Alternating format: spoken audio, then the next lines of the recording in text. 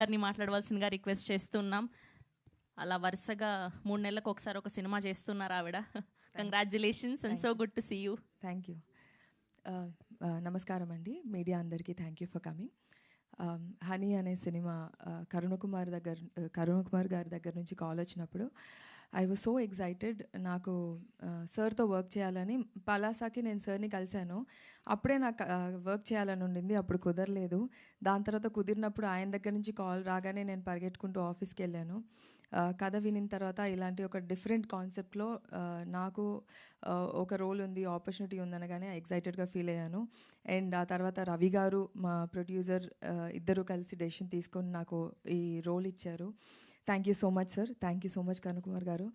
And ఈ మొత్తం వచ్చిన తర్వాత నవీన్ గారు, దివ్యా పిల్లై, రాజా రవీంద్ర గారు, ఈ యాక్టర్స్ మధ్యలో ఒకరికి మించి ఒకరు పర్ఫార్మెన్స్ చేసే వాళ్ళ మధ్యలో నన్ను పెట్టి నాతో కూడా పర్ఫార్మెన్స్ అలాగే చేయించారు.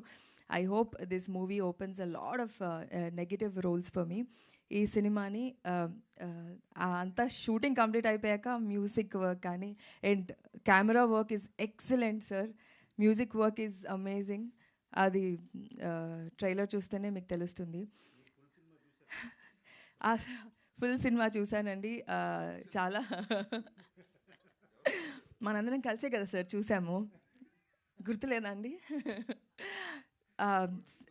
సినిమా చూసామండి. చాలా disturbing concept.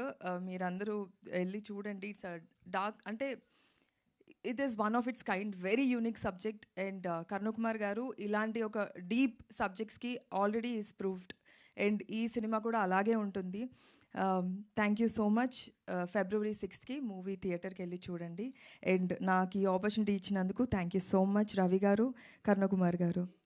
Thank you. And Naveen also. Naveen has always been my inspiration, my very good friend. అంతే, థ్యాంక్ యూ అండి.